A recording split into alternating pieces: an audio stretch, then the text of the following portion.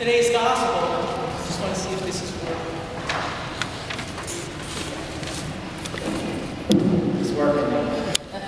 So I'll start over. In today's gospel, we find Jesus who really jars us because Jesus is usually very kind. He's very open to people, especially strangers. When we think about in the beginning of the gospel, Jesus' mission, actually when he comes and he really breaks open the word and he goes back to the prophet Isaiah, and that he reads, I was sent to preach salvation, good news to the captive, to those in prison, freedom, to those who are in sorrow, joy.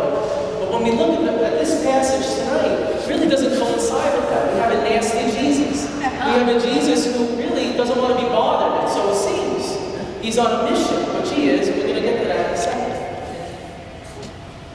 She had a need. Her daughter was tormented by a demon. Well, we didn't know about science then. We know it was probably a sickness or an illness or something like that. But whatever it was, she had a need. She wanted Jesus to fulfill that need for her. She had faith, but she wasn't a Jew. And this is the problem. Because in response to that need, all Jesus had to say to the disciples who wanted to get rid of her, say, no, I came for the Jews. I didn't come for these people. And that's basically what he says. These people are not. And then in his response personally to the woman, he says, I'm not going to give you anything because you're a dog. He called the woman a dog. And actually, it was a racist remark. Jesus was being racist. So it seems.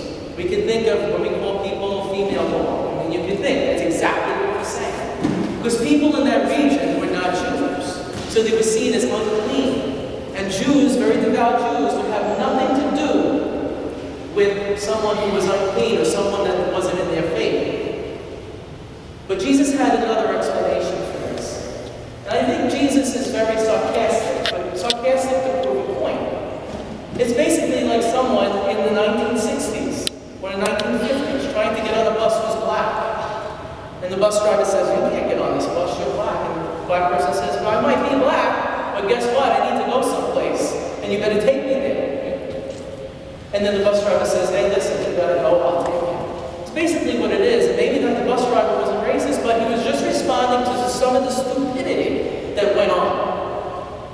And Jesus is saying, we have to be inclusive. We have to be open. Yes, he was sent to the people of Israel first, because there was a problem here.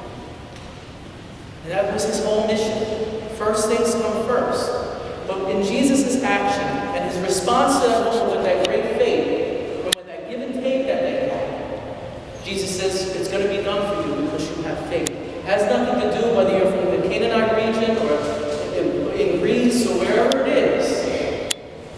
Because of your faith, it will happen. We are blasted constantly in church. I think sometimes we deserve it. I know that's shocking because I'm a priest. Why am I going to say that? Because we preach a great deal, but we don't do anything about it. We have songs in our hymnals. Even tonight's entrance hymn was all about inclusivity, about all are welcome. It's one of the most popular Catholic hymns that we sing. We can sing it, we can say it, but if we're not doing anything about it, you know why? Because maybe somewhere deep inside, maybe we're not racist, but we're in boxes. Because we see, well, okay, we can think about what happened in New York last month, about gay marriages. But they can't come in. No. They can't come in. They don't have a place to worship. Come on. And that extends through many different things. We place people in boxes. In the first reading tonight, it's very clear. My house is a house of prayer for all people. And sometimes I think that we as church, and I mean church not in the physical building, but in all of us, sometimes we don't do a good job of translating the message of what we believe and why we believe it. Why we say this is not right, or why we say we can't do this, or why we can't do that. We need to reverse those things, not in the teachings, but how we translate them to people. That this church should be filled with people who think that they're not allowed in.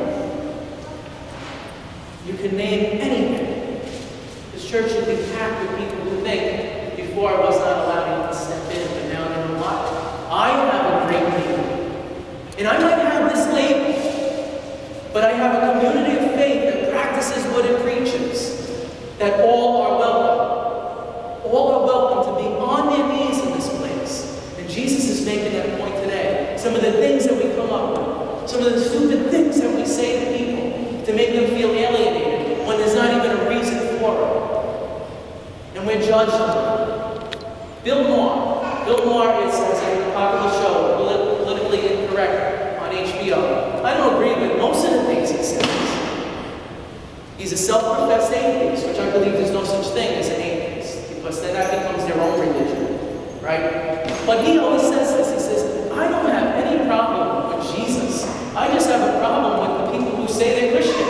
Because if they would put their mouth where their money is, then maybe I might consider it.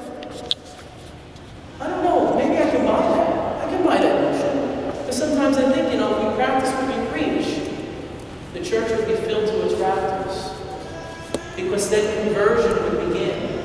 And they would see us. And maybe that's why Jesus held off his mission to the Gentiles, to the people outside of Israel. Maybe he did that because it was our responsibility. And that's very clear. It started with the beginning of the gospel. We're going to end at the end of the gospel. Jesus says, go out to all the world, baptizing them in the name of the Father, and of the Son, and of the Holy Spirit. That was given to the apostles, not to Jesus. And if we inherit that, if we ourselves are disciples and apostles, that's our responsibility too. What ways do you think we can reach out to people who might think they're alienated from the Catholic Church? What ways do you think personally you and I can reach out to someone we know might have a certain label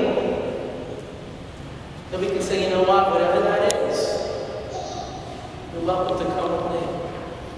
And in that way, people say, my goodness, the church is nothing like what I've seen.